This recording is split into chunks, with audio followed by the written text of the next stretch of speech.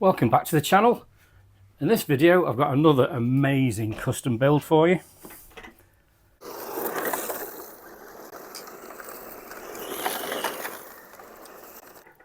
Now I think this is one of the best value RC trucks that you can buy for what you get in the kit, including 3S battery. It's just amazing. But it's also underpowered and an ideal platform for some more upgrades. And I also want to remove the weakest link of this model, which is undoubtedly the servo.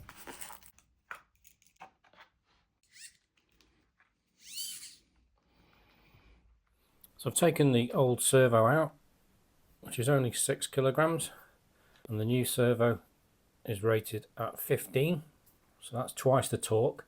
It should also be a bit quicker, and the new one is full metal gears, whereas the one I've taken out is just plastic. So let's get that fitted.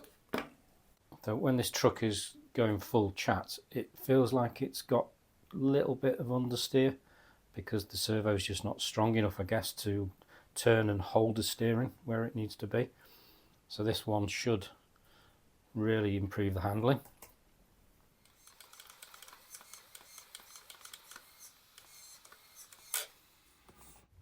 And I've gone for the Hobbywing combo of motor and ESC. And the motor's a 3250 kV brushless motor. And the ESC is a serious upgrade of 120 amp, and it's both censored or sensorless. First job to remove the motor. Sounds straightforward. And I figured removing these screws would enable me to remove the motor and the mounting plate all as one piece, but I was wrong. So here I'm trying to remove the motor support and it's just not coming out. And the reason it's not coming out is because the prop shaft goes straight through the middle of it.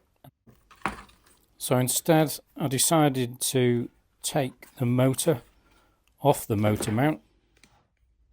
Top bolt is straightforward, but the second bolt is underneath and you can actually get to it, as you can see here.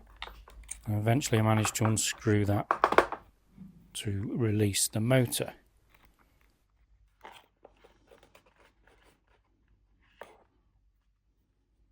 So having removed all of these screws, a bit of a waste of time because it's not coming out, but not a complete waste of time.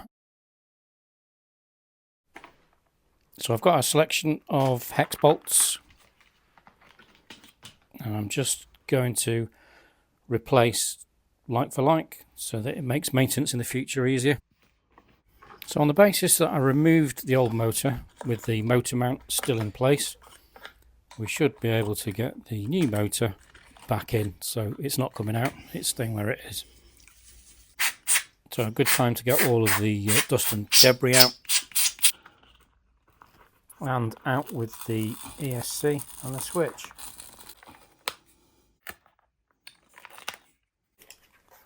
The chassis is now completely stripped of anything we don't want, and it's time to start to build it up. In any scale model building, a set of vernier calipers is essential for doing precise measurements. So here I just want an exact measurement for how far the edge of the pinion gear stands off the motor plate, so that I can make that same measurement on the new motor. And then that saves me having to adjust it once the motor's in, because the way this works when it's in is that the grub screw for the pinion gear is very difficult to get hold of once you've put the motor back in. And we're going to use a little thread lock in the mounting screws. Stop it rattling loose. And then the stock pinion goes back on the new motor at exactly the same measurement as the one I took off. Securing the bottom motor mount screw is really fiddly, but it's the only way of doing it. So the new motor's gone back in, pretty much the same size as the one I took out, and no surprise, the gear alignment is absolutely spot on. And I'm using a piece of paper between the two gears to set the spacing. Hobbywing ESC in next.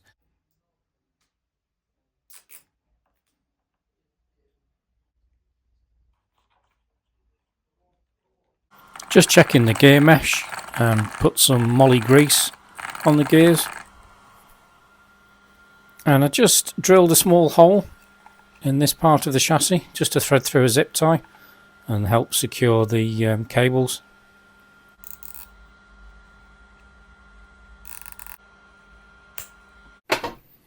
So we've upgraded the servo, put in the new ESC, mounted the switch where it's easily accessible, upgraded the motor.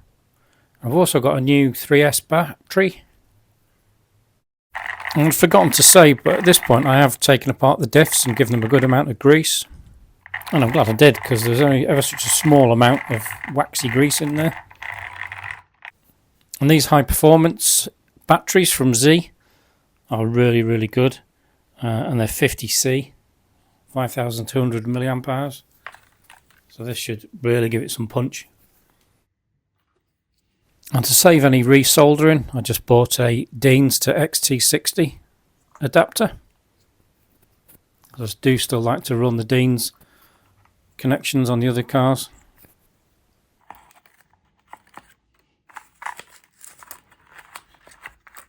So it's time to calibrate the ESC, and the instructions are really good.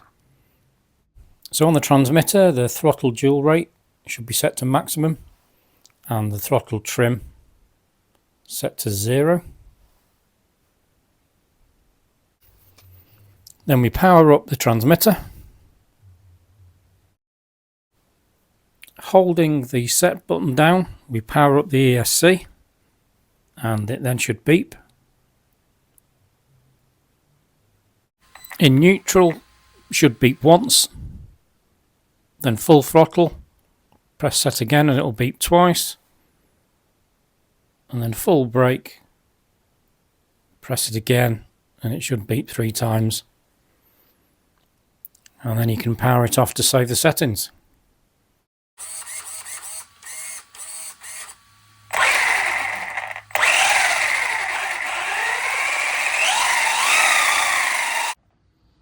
The wheels are going the wrong way, so we're going to power it off. And because this is a sensorless connection, not censored, so sensorless, it's quite okay to swap any two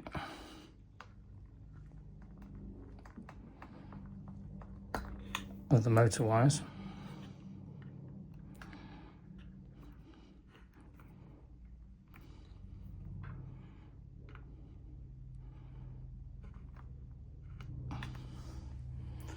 Turn it back on.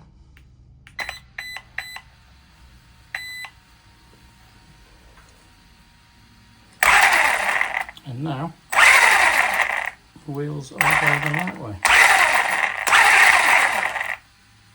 And I can't say the steering servo is any quicker, but it'll definitely be stronger.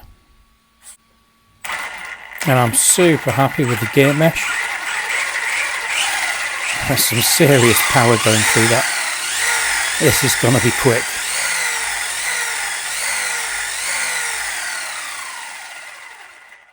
I can't believe how well this shell fits this chassis. I'll show you. I can get the pins out, I'll show you. Ah, fuck. And it really needed very little work. So, standard Apache chassis. The front bumper is standard, and I just bolted on the correct Ford Raptor bumper from Traxxas. The rear is the same, usual full Apache rear, and again just screwed on an aluminium bumper on the back, and the body just fits round perfectly. No cutting of the arches. The wheelbase is the right size, so I knew it should fit. So the body shell is a Traxxas Ford Raptor 2017 One thing I didn't realise is that the shell comes without some of the hard plastic parts. So there is an extra kit that you need to buy for the moulded front bumper and the bonnet or hood and the mirrors. And then there is another separate item that you need to buy for the lower front bumper. They don't all come together. So it's not the cheapest thing to do once you've got the shell and those two parts as well. I've also taken it a step further with some roof bars, which actually came off the Apache shell, and also some reinforcements. Again, that's off the Apache. And I've also added some extra decals and some extra vinyl because I wanted to do the orange like the original Traxxas UDR. I always wanted that model, but it has always been off the scale expensive. So this is my attempt at something similar. Body post mounts are the right height. The fronts needed to be extended a little bit. But that's really the only fabrication of the chassis that I had to do. And all the lights are in the bumpers, so it's easy to take off the body shell. So firstly, we're out to do a bit of a speed run.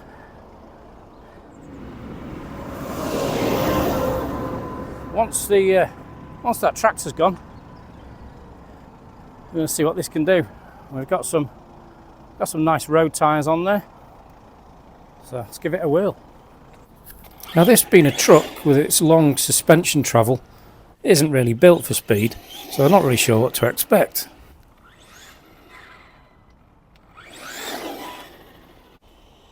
But it actually handles pretty well, which is a surprise because as the front lifts, it changes the geometry of the steering. You would expect that it would wander a bit.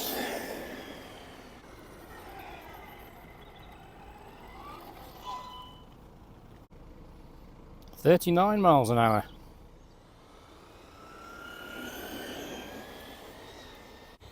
So just to be on the safe side, we'll turn the steering dual rate right down to limit the amount it can steer.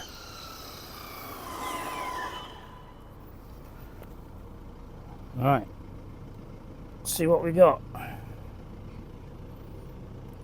44 miles an hour. Feels quicker than that, but yeah, that's excellent. So, next up, we're on gravel. Got to change the tyre.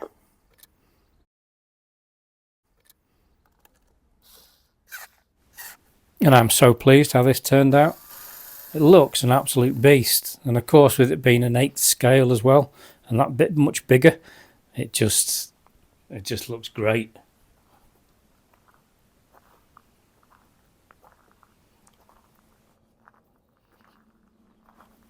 A face full of rocks. And it's noticeably quicker than the stock Apache, and I think it handles better as well, not just because of the better rubber tyres that are on there, but I think the steering servo as well is stronger, and then the extra power just seems to turn much sharper.